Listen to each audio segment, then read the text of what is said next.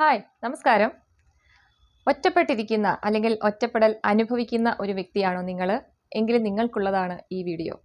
ഒറ്റപ്പെടൽ എന്ന് പറഞ്ഞാൽ അത് ഏതൊരു വ്യക്തിക്കും ഏറ്റവും കൂടുതൽ സങ്കടവും വേദനയും ഉണ്ടാക്കുന്ന ഒരു കാര്യമാണ്. പലതരത്തിലുള്ള ഒറ്റപ്പെടലുകൾ ഉണ്ട്. ലിറ്ററലി ആരും സഹായത്തിനില്ലാതെ, ഒരു കൈ സഹായം പോലും ചെയ്യാൻ ഇല്ലാതെ ഒറ്റയ്ക്ക് ജീവിക്കുന്ന ആൾക്കാരുണ്ട്. അവർ ശരിക്കും പറഞ്ഞാൽ ഒറ്റപ്പെട്ട വ്യക്തികളാണ്. രണ്ടാമതൊരു വിഭാഗമുണ്ട്, ചുറ്റും എല്ലാവരും ഉണ്ട്, എല്ലാവരും സംസാരിക്കാനും ഉണ്ടെങ്കിലും ഇന്റേണലി മെന്റലി ഒരു ഒറ്റപ്പെടൽ അനുഭവിക്കുന്നവരുണ്ട്. മൂന്നാമതൊരു വിഭാഗമാണ്, എന്നെ കേൾക്കാൻ ആരുമില്ല, എന്നെ മനസ്സിലാക്കാൻ ആരുമില്ല, എനിക്ക് തുറന്നു പറയാൻ ആരുമില്ല എന്ന് അങ്ങനെ ആ തരത്തിൽ ഒറ്റപ്പെട്ടവരും ഉണ്ട്. എല്ലാ ഒറ്റപ്പെടലിൻ്റെയും കോമൺ ആയ ഒരു ഫാക്ടറാണ് ഒറ്റപ്പെടലിൻ്റെ അവസ്ഥയിൽ നെഗറ്റീവായിട്ടുള്ള ചിന്തകൾ നമ്മളിൽ ഏറ്റവും കൂടുതൽ ഉണ്ടാവും എന്നുള്ളത്. അത് നമ്മളെ ഫിസിക്കലി മെൻ്റലി സിക്കാക്കുകയും ചെയ്യും. അപ്പോൾ ഒറ്റപ്പെടലിനെ മറികടക്കാൻ നമുക്ക് എന്തൊക്കെ ചെയ്യാം എന്നുള്ളതാണ് ഈ വീഡിയോ. ഒറ്റപ്പെടൽ എന്ന് പറയുന്നത് ആ സമയത്ത് നമുക്ക് അസ്വസ്ഥത ഉണ്ടാകും, അല്ലേ? അപ്പോൾ something mentally we are disturbed. So അത് ശരിക്കും നമുക്കൊരു വാർണിംഗ് സൈനാണ്. കാരണം ആ ഒറ്റപ്പെടലിനെ മറികടന്നില്ലെങ്കിൽ നമുക്ക് അതിൽ കൂടുതൽ ഉള്ള മാനസിക പ്രശ്നങ്ങൾ ഉണ്ടാകും.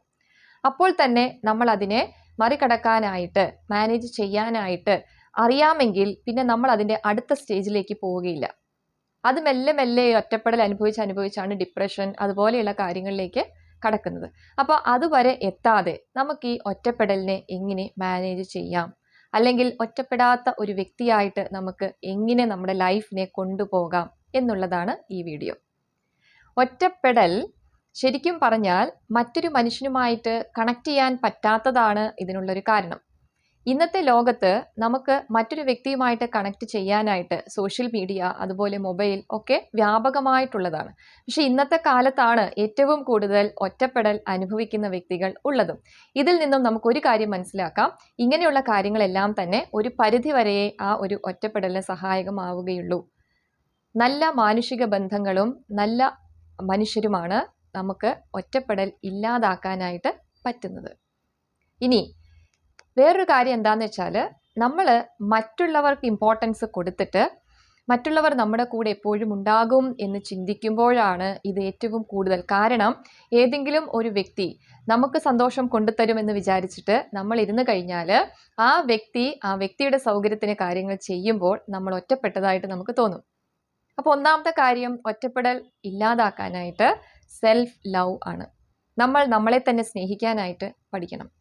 അല്ലാതെ നമുക്കുള്ള സന്തോഷം അല്ലെങ്കിൽ നമുക്ക് വേണ്ടിയുള്ള കാര്യങ്ങൾ മറ്റുള്ളവർ കൊണ്ടുതരും, ഇല്ലെങ്കിൽ ആ ഒരു വ്യക്തി ഉണ്ടെങ്കിലേ ഞാൻ ഹാപ്പി ആവുകയുള്ളൂ എന്നുള്ള ചിന്ത ഏതെങ്കിലും ജീവിതത്തിലൊരു സാഹചര്യത്തിൽ ആ വ്യക്തി ചെയ്ത് തന്നില്ലെങ്കിൽ, ഇല്ലാതായി കഴിഞ്ഞാൽ നമുക്ക് ഒരു ഒറ്റപ്പെടൽ അനുഭവപ്പെടും. അതുകൊണ്ട് self love is very very important. Self love നമ്മളെ തന്നെ ഒരു പോസിറ്റീവായിട്ട് എഫക്റ്റ് ഉണ്ടാക്കും. അതുമൂലം നമ്മൾ ഓരോ കാര്യങ്ങൾ ചെയ്യുമ്പോൾ അതിലുണ്ടാകുന്ന ഹാപ്പിനെസ് നമ്മുടെ മതിപ്പ് കൂട്ടുകയും ചെയ്യും. രണ്ടാമത്തെ ഒരു കാര്യമാണ് എന്തെങ്കിലും ഒരു ഹോബീസ് ഉണ്ടാവുക എന്നുള്ളത്.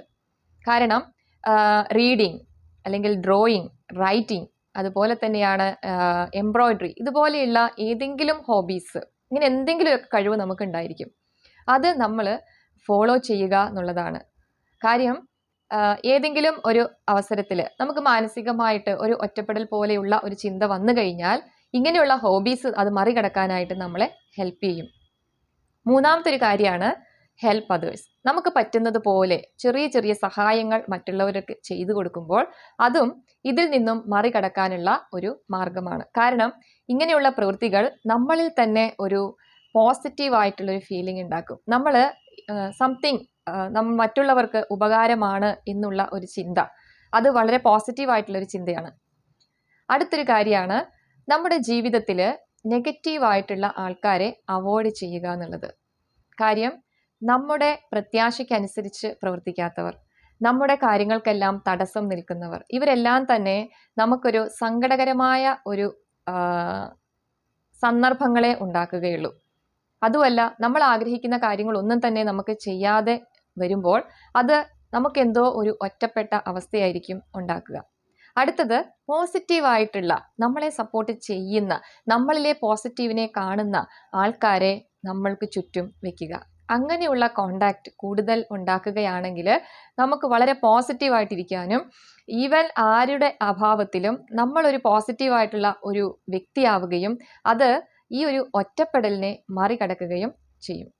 ഇങ്ങനെ ഇത്തരം കാര്യങ്ങളെല്ലാം തന്നെ വളരെ വളരെ യൂസ്ഫുൾ ആയിരിക്കും നമ്മളിലെ ആ ഒരു ഒറ്റപ്പെടലിനെ ഒഴിവാക്കാനായിട്ട്.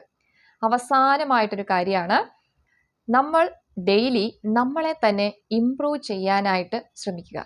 അതുമൂലം നമുക്ക് അതിലായിരിക്കും നമ്മുടെ ശ്രദ്ധ. കാരണം നമ്മൾ സ്വയം നമ്മളെ ഓരോ കാര്യങ്ങളിലും ഇംപ്രൂവ് ചെയ്യാനായിട്ട് അല്ലെങ്കിൽ ഇംപ്രൂവ് ചെയ്തുകൊണ്ടിരിക്കുമ്പോൾ നമുക്ക് മറ്റുള്ളവരിലേക്കുള്ള ചിന്ത പോവുകയില്ല.